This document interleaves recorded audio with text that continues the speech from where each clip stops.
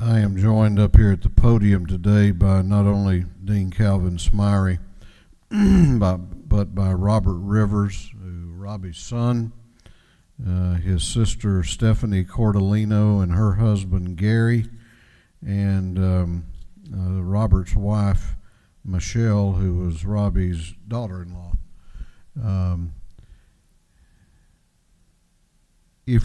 Many of you, if you came here after, I guess in the 2014 cycle or later, you missed getting to know and serving with Robbie Rivers. Those of us who had that good fortune were indeed blessed. My friendship with Robbie dates back to 2003 when I first got to know him. I found out early on that friendship with Robbie took one of two forms. You were all in, or you just probably weren't his friend. But Robbie, he really, we've heard it said many times about many people, but I don't know of anyone who embodied it more than Robbie Rivers. He loved this house. He loved this house. And session for him started about a month before we convened, and it went through Saturday and Sunday, and I don't think he ever took a day off during the session, including a weekend day. He was happy one night to have Sonny Dye get here, as y'all can tell. But he was a loyal friend, and I speak for others that have held the position that I'm honored to hold today. You can't do this job without a person like Robbie Rivers. And so I was, he was a dear, dear friend, and I miss him very much.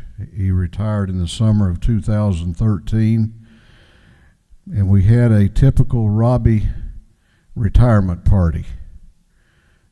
Tomato sandwiches, and because he and I shared a love of those in the summertime.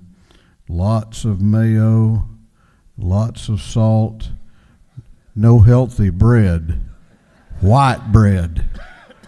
And that was the way we liked our tomato sandwiches. But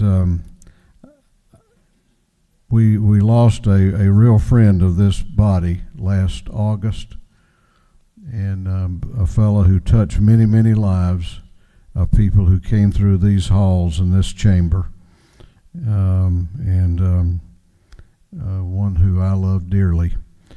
I'm going to ask now that the Dean of the House, who served with Robbie for many years, Dean Smyrie, speak to the resolution.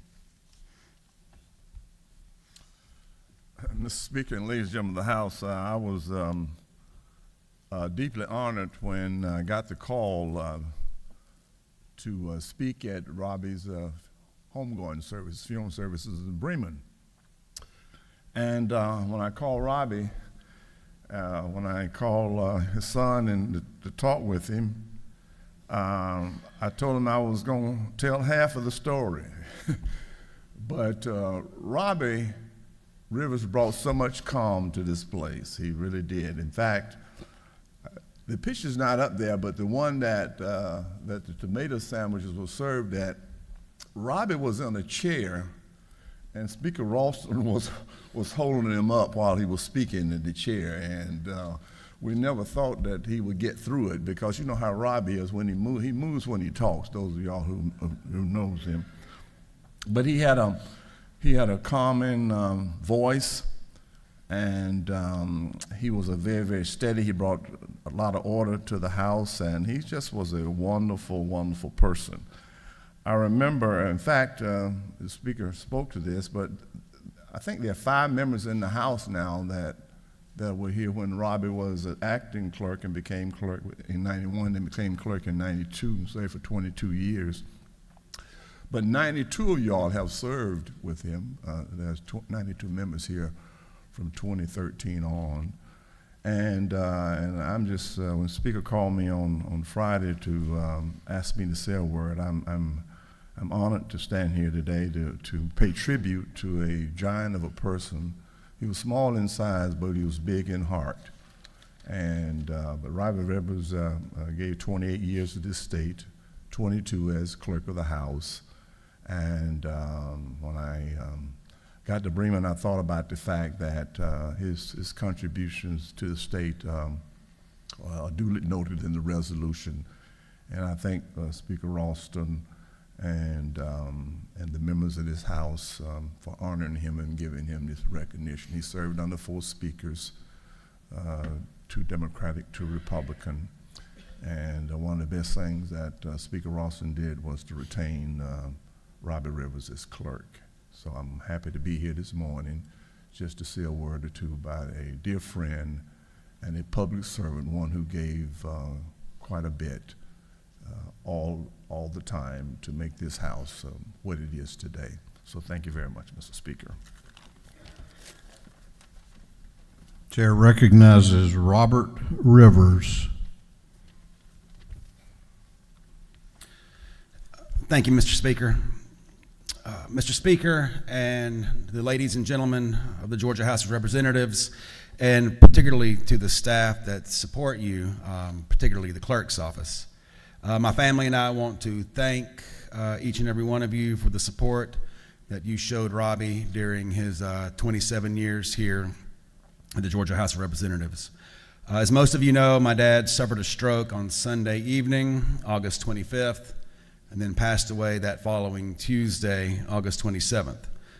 We appreciate, my family and I, appreciate so much the demonstration of kindness from so many of you, particularly you, Mr. Speaker.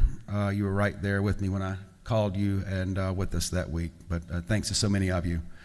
I know that you and Robbie, Mr. Speaker, were friends, and your relationship meant a lot to him. Since my father first arrived here in 1986 as legal aid to Speaker Murphy, Robbie served everyone. And yes, 1986, those were the days when all of the Republicans sat in the back rows of the chamber, Mr. Speaker.